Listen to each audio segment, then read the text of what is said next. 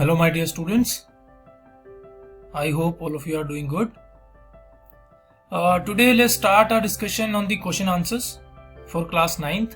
Name of the chapter is Electoral Politics. Instructions are same. जो भी यहाँ पर हमने क्वेश्चन जो आपके साथ डिस्कस कर रहा हूँ which we have not like you have not done earlier through the videos. Video के एंड में जो हम क्वेश्चंस करते हैं, जो क्वेश्चंस नए हैं यहाँ पर वो आपको करने हैं, ठीक। और ज़्यादातर 1 मार्क के क्वेश्चन ही जो है हमारे नए होते हैं। तो इसके अलावा 1 मार्क 3 मार्क 5 मार्क्स क्वेश्चन ज़्यादा नहीं है, अराउंड 23 क्वेश्चन में 1 मार्क के क्वेश्चन बहुत ज़्यादा हैं। और ये क्वेश्चन आंसर की वीडियो जो अपलोड मैं आपके लिए कर रहा हूँ, इसका फ़ायदा है कि एक्सप्लेनेशन भी साथ के साथ आंसर्स का यहाँ पर हो जाएगा, एक बार आपका रिविजन भी हो जाएगा। एट द सेम टाइम जो क्वेश्चन आपने पहले लिखे हैं आंसर्स उनके, तो यहाँ से उनके आंसर्स देके यू कैन क्रॉस चेक कि आपके आंसर जो सही है या गलत है, तो you can make corrections in your previous answers. So let's start. Question number 1, define election.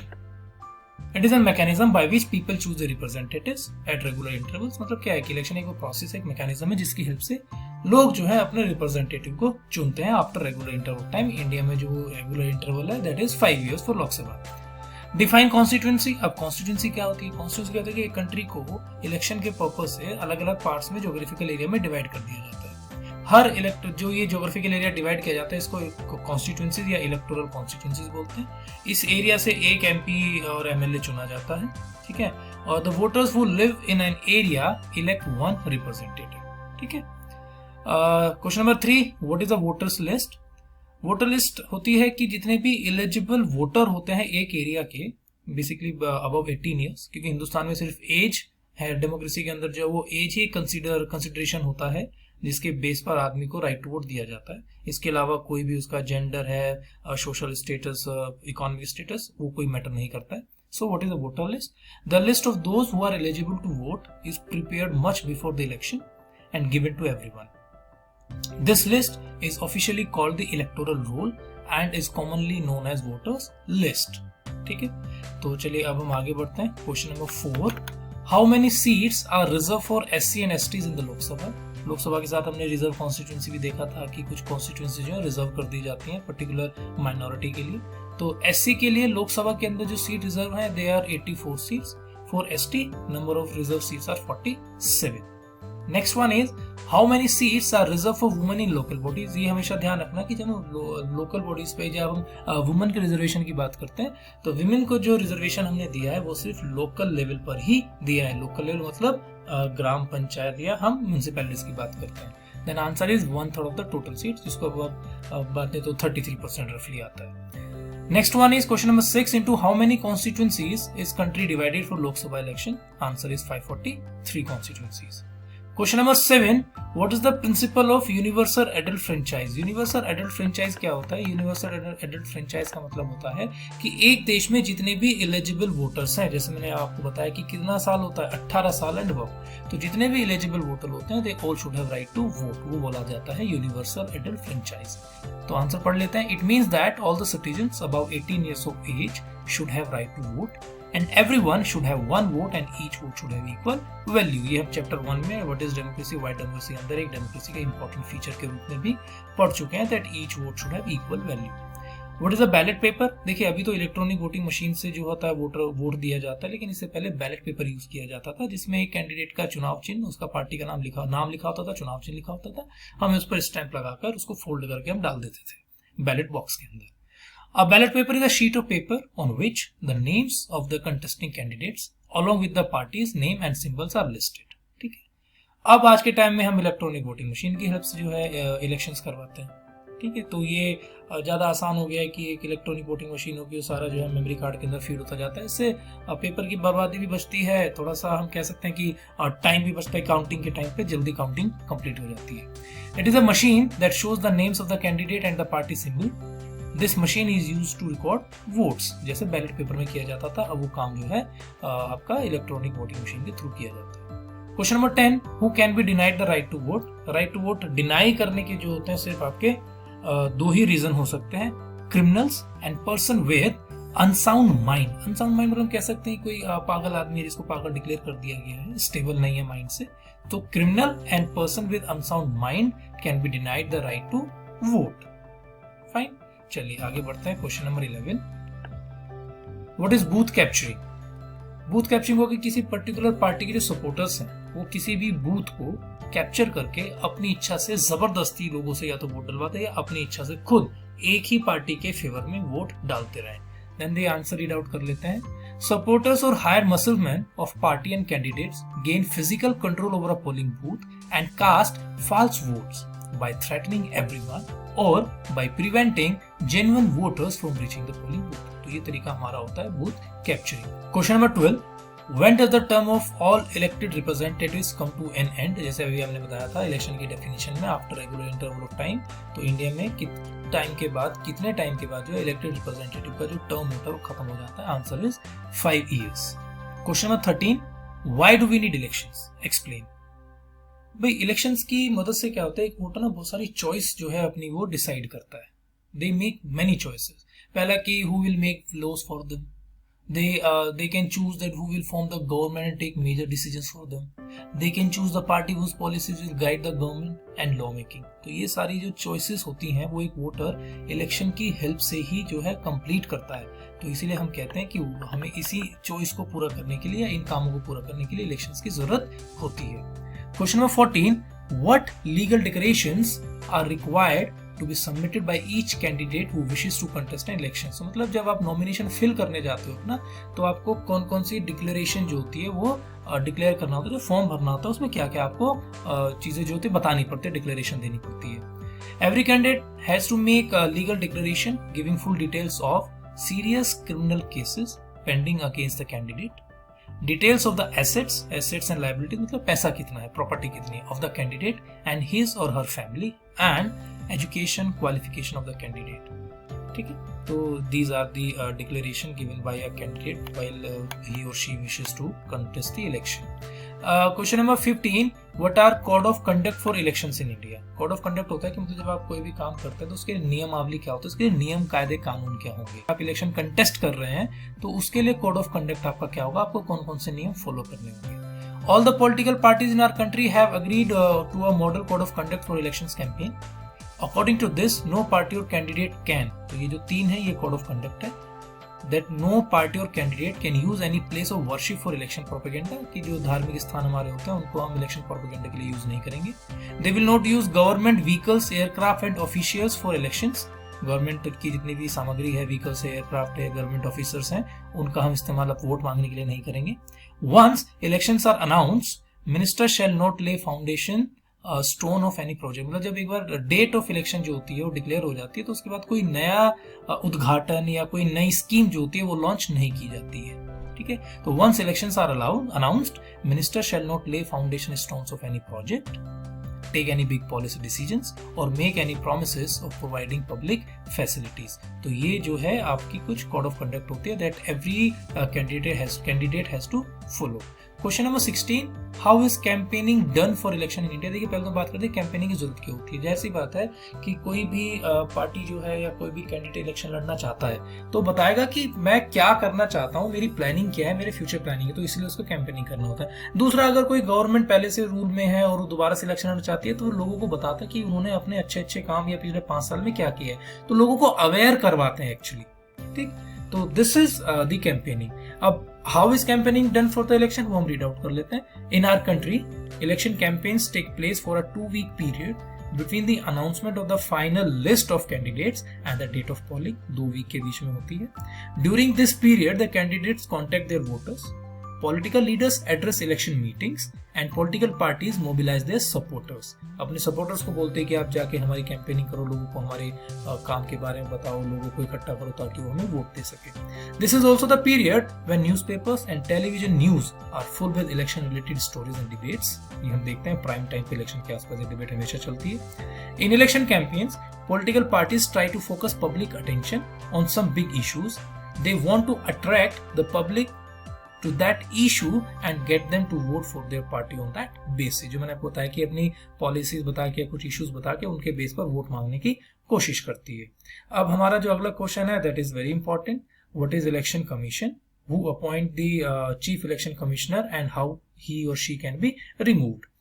In our country, election was conducted by an independent and very powerful election commission it enjoys the same kind of independence that is judiciary enjoys. अब इसके बारे में पूरे election commission की power के बारे में 5 mark में भी क्वेश्चन करेंगे। इसमें बेसिकली 3 क्वेश्चन आपके कवर होते हैं।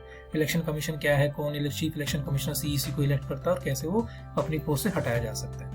Second point, the chief election commissioner is appointed by the president, but once appointed, the CEC, chief election commissioner, is not answerable to the president of the government। कि वो उसको appoint तो president के द्वारा किया जाता है, लेकिन एक बार अपॉइंट होने के बाद he is not answerable to the president। वो एक तरह से स्वतंत्र होकर इंडिपेंडेंटली काम करते हैं।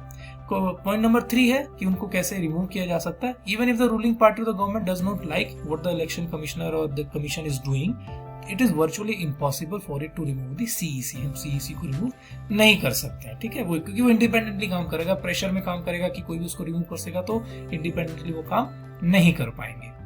चलिए अब हम आगे बढ़ते हैं। क्वेश्चन नंबर 18, यहाँ से हमारे 5 मार्क के क्वेश्चन स्टार्ट हो जाते हैं।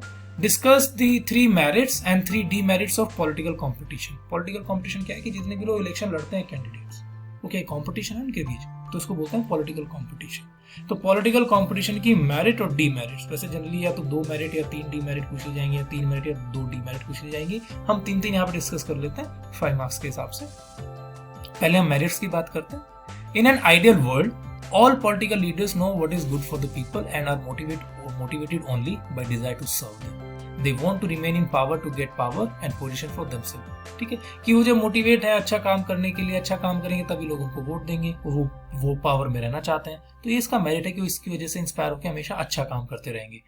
Regular electoral competition provides incentive to political parties and leaders. They know that if they raise issues that people want to be raised, their popularity and chances of victory will increase in the next election। Competition होगा तभी तो अच्छा करने के लिए motivate होगा, ठीक है। और ये रेगुलर इलेक्टोरल कंपटीशन जो होता है वो पॉलिटिकल पार्टी को मौका देता है कि अगर वो अच्छे इंपॉर्टेंट इश्यूज रेज करेंगे तो लोग उनको वोट जरूर देंगे, अदरवाइज वोट नहीं देंगे। Then third merit, political competition may cause divisions and some ugliness, but it finally help to force political parties and leader to serve the people। वो जो हम ऊपर डिस्कस कर रहे हैं कि ये फोर्स करते हैं कि भाई अगर आप काम करोगे तभी आपको वोट मिलेगा, नहीं तो आपको वोट नहीं मिलेगा। Now let's discuss demerits। It create a sense of disunity and factionalism in the every locality। मतलब क्या है कि लोग कोशिश करते हैं हमें वोट दो, दूसरा आदमी या कास्ट के बेस पर या धर्म के नाम पे वोट मांगते हैं, तो एक दूसरे के अगेंस्ट खड़ा करने की कोशिश करते हैं एक कास्ट के लोगों को, तो ये सोसाइटी में डिसयूनिटी और फैक्शनलिज्म, बंटवारा लाने की कोशिश करते हैं, तो इसे एक डीमेरिट है। दूसरा demerit, different political parties and leaders often level allegations against one another. Parties and candidates often use dirty tricks to win election. Dirty tricks use करते हैं, एक दूसरे को बुरा भला भी कहते हैं, गलत इल्जाम भी लगाते हैं, जो हर इलेक्शन कैंपेन में, इलेक्शन से पहले हिंदुस्तान में भी हमें देखने को कई बार मिलता है।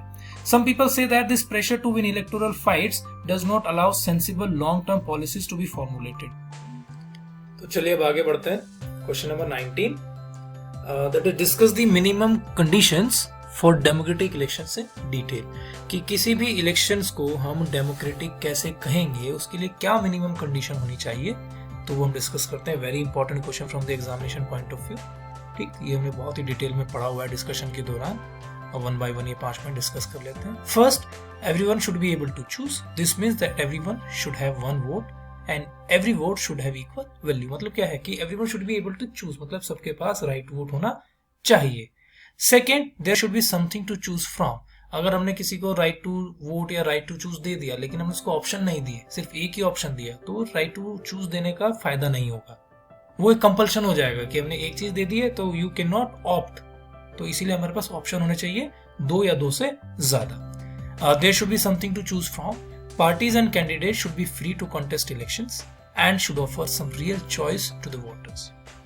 Third, the choices should be offered at regular intervals। मतलब जो चॉइस हम दे रहे हैं, जो हम ऑप्शंस की बात कर रहे हैं, after regular interval of time. अगर रेगुलर इंटरवल के बाद नहीं होगा तो फिर इलेक्शन नहीं होंगे। तो इलेक्शन अगर एक बार करा दिए, 10 साल 15 साल 20 साल इलेक्शन नहीं हो रहे, तो फिर डेमोक्रेसी क्या, डेमोक्रेटिक इलेक्शंस का कोई कॉन्सेप्ट रहेगा ही नहीं। इसलिए हिंदुस्तान में जो ये टाइम पीरियड है, इंटरवल है, that is 5 year. So the third one is the choice should be offered at regular intervals। Elections must be held regularly after every few years। Fourth, the candidate preferred by people should get elected। जिस आदमी को सबसे ज्यादा vote मिली है उसी को elected माना जाना चाहिए। कोई करप्शन या इसी तरीके से किसी और आदमी को जीता हुआ डिक्लेयर नहीं करना चाहिए। Fifth, elections should be conducted in a free and fair manner where people can choose as they really wish. कि जो बूथ कैप्चरिंग की बात कर रहे हैं या हम और चीज़ों की डिस्कस करते हैं, फ्री एंड फेयर होना चाहिए, कोई प्रेशर नहीं होना चाहिए पैसे से या डरा कर कोई वोट नहीं लेनी चाहिए किसी की, तो it should be free and fair. Question number 20, how are polls conducted in India. की जो इलेक्शंस की पोल्स की पूरी प्रोसेस है, ये इलेक्शंस कंडक्ट कैसे किए जाते हैं हिंदुस्तान के अंदर. पढ़ लेते हैं. Lok Sabha and Vidhan Sabha elections are held regularly after every 5 years. An area-based system of representation is followed in our country. जो हमने बात की थी constituencies की. The country is divided into different areas called electoral constituencies for purpose of elections. Elections are held in all the constituencies on the same day or within a few days. अगर मान लिया बड़े level पे हम बात करें, जैसे Lok Sabha election की बात करें, तो पूरे देश में एक दिन इलेक्शन कराना पॉसिबल नहीं होता, तो एक कुछ टाइम के अंदर पूरे इलेक्शंस को जो है कंडक्ट करा दिया जाता है. Elections are held in all constituencies on the same day or within a few days, as in the case of general elections. Final stage of an election is the day when the voter cast or poll their vote. मतलब जो voting day हुआ हमारा, वो final day माना जाता है इस vote का डालने का. That day is usually called the election day. On a fixed date, all the EVMs from a constituencies are opened and the votes secured by each candidate are counted. कि हम जो ईवीएम को एक जगह इकट्ठा करेंगे, स्ट्रॉन्ग रूम के अंदर को रखेंगे सेफ्टी एंड सिक्योरिटी के साथ, फिर उसके जो वोट है काउंट करेंगे. The candidate who secures the highest number of votes from a constituency is declared elected. कि जिस कैंडिडेट के पास भी सबसे ज्यादा वोट है, जिसको सबसे ज्यादा वोट मिलेगी, उसको फाइनली जीता हुआ डिक्लेयर कर दिया जाएगा. ये पूरा प्रोसेस है हिंदुस्तान में इलेक्शन का कि कैसे उनको कंडक्ट किया जाता है. अब हम आगे बढ़ते हैं. Question number 21. What are the powers and functions of Election Commission of India? Discuss in detail. Very important question. अभी ऊपर जब हमने 3 नंबर में डिस्कस किया था, उन्होंने बताया था कि 5 नंबर में इसको डिस्कस करेंगे. Election Commission takes decision on every aspect of conduct and control of elections from the announcement of elections to the declaration of result. कि announcement से लेके और declaration जो result है, उसके बारे में सारे important decision will be taken by Election Commission of India only. It implements the code of conduct and punishes any candidate or party that violates it. जो भी हमने ऊपर कोड ऑफ कंडक्ट की बात की है, उसको इंप्लीमेंट करने का काम इलेक्शन कमीशन ऑफ इंडिया का होता है. और अगर कोई भी कैंडिडेट या पार्टी उसको वायलेट करता है, उसका उल्लंघन करता है, तो उनको पनिशमेंट देते हैं. During the election period, the election commission can order the government to follow some guidelines. Order दे सकता है सरकार को भी. To prevent use and misuse of government powers to enhance its chances to win election. की कोई misuse करना चाहे या अपने फायदे के लिए गवर्नमेंट मशीन या गवर्नमेंट पावर को यूज करना चाहे, तो उसको भी वो रोकता है. और to transfer some government official, कि अपने फायदे के लिए गवर्नमेंट ऑफिशियल को अगर सरकार जो है वो ट्रांसफर करना चाहती है, तो उसको भी वो रोक सकता है. उसके लिए गाइडलाइंस इशू कर सकता है सरकार के लिए. When on election duty, government officers work under the control of the election commission, not the government. It also distributes the election symbols to candidate. Question number 22. How is people's participation in election measured, or how can it be said that elections are becoming popular in India and drawing people's attention? मतलब जो है कि लोगों का participation, कैसे लोग participate कर रहे हैं, कितने लोग पार्टिसिपेट करते हैं. हम कई बार देखते हैं कि इलेक्शन के नेक्स्ट डे अखबार में या न्यूज चैनल्स पे आता है कि इतना % टर्न आउट हुआ. और टर्न आउट जो होता है उसी में हम पार्टिसिपेशन को कैलकुलेट करते हैं. टर्न आउट का मतलब होता है कि इलेक्शन में टोटल एक एरिया की कॉन्स्टिट्यूएंसी में कितने % लोगों ने या कितने लोगों ने अपनी वोट डाली है. Point number 1, people's participation in election is usually measured by the voters turnout. ठीक है, turnout figures. Turnout indicates the % of eligible voters who actually cast their vote. In India, the poor, illiterate and underprivileged people, गरीब आदमी है, they vote in larger proportion as compared to the rich and privileged section. The people who are rich actually, they do not give much attention to the elections. In comparison, the poor people, underprivileged people, they give much importance and attention. Means the rich people, the percentage अगर हम देखते हैं तो poor लोग जो होते हैं वो ज्यादा % में अपनी वोट डालते हैं. This is in contrast of the Western democracy. Why? Because in the Western democracies, rich people or the privileged one, they cast vote in large number. Third one, common people in India attach a lot of importance to election. They feel that through elections they can bring pressure on political parties to adopt policies and programs favorable to them. चलिए आगे बढ़ते हैं. This point number 4. The interest of voters in election related activities has been increasing over the years. Hindustan में जो है ये जो turn out की हम बात करें बेसिकली बढ़ रहा है धीरे धीरे. During the 2004 elections, more than 1/3 voters took part in campaign related activities. तो ये बताता है कि लोगों की अटेंशन इलेक्शन की तरफ कैसे बढ़ रही है, इलेक्शन कैसे लोगों के अटेंशन को गेन कर रहा है. चलिए अब हम लास्ट क्वेश्चन पढ़ लेते हैं। ये हमारा लास्ट है, question number 23। Describe the challenges to free and fair elections in India. Very important, कि हमने minimum condition of democratic election में पढ़ा था कि इलेक्शन should be free and fair. तो यहाँ पर क्या ऐसे चैलेंजेस होते हैं जो फ्री एंड फेयर इलेक्शंस के अगेंस्ट खड़े होते हैं, उनके सामने एक चैलेंज है। Candidates and parties with a lot of money may have not be sure of their victory, but they do enjoy a big and unfair advantage over smaller parties and independents। मतलब क्या है कि जिस political party के candidate के पास ज्यादा पैसा है, भले उसकी जीत की कोई गारंटी ना हो, बट इतना जरूर है कि ज्यादा पैसे की वजह से जो छोटे कैंडिडेट होते हैं या जिनके पास कम पैसा होता है, या बिग स्मॉलर पार्टीज होती हैं, तो बिगर पार्टीज के पास स्मॉलर पार्टी के अगेंस्ट थोड़ा सा एडवांटेज यहाँ पर हमेशा रहता है पैसों की वजह से। Point number 2, in some parts of the country, candidates with criminal connections have been able to push others out of the electoral race and to secure a ticket from major parties। तो criminal जो connection लोगों के होते हैं, muscle power की हम बात करते हैं, ठीक है, तो वो क्या करते हैं कि अपनी क्रिमिनल कनेक्शन की वजह से या अपनी मसल पावर की वजह से दूसरे लोगों को टिकट लेने की रेस से ही बाहर कर देते हैं। तो कई बार अच्छे लोग जो होते हैं वो इलेक्शन का टिकट भी नहीं ले पाते। Point number 3, some families tend to dominate political parties। Tickets are distributed to relative from these families. कुछ पॉलिटिकल पार्टी क्या काम करती है, वो सिर्फ अपने ही रिलेटिव्स को जो है वो इलेक्शन का टिकट दे देती हैं। This is also a challenge to free and fair election. इसके ना भाई भतीजावाद चल रहा है, जान पहचान वालों को दे रहे हैं, तो वो एक प्रॉब्लम क्रिएट करता है। Point number 4, very often elections offer little choice to ordinary citizen. For both the major parties are quite similar to each other both in policy and practice. कि इलेक्शन क्या है कि वो बहुत ही रेयर चांसेस पर हमको रियल चॉइस प्रोवाइड करता है कि सभी पॉलिटिकल पार्टीज की policies more or less same ही होती है। तो it is very difficult for a candidate to choose कि किस पार्टी को मुझे चूज करना चाहिए, क्योंकि चॉइस में ज्यादा डिफरेंस नहीं है, more or less same policies है। Point number 5, smaller parties and independent candidates suffer a huge disadvantage compare to the bigger parties.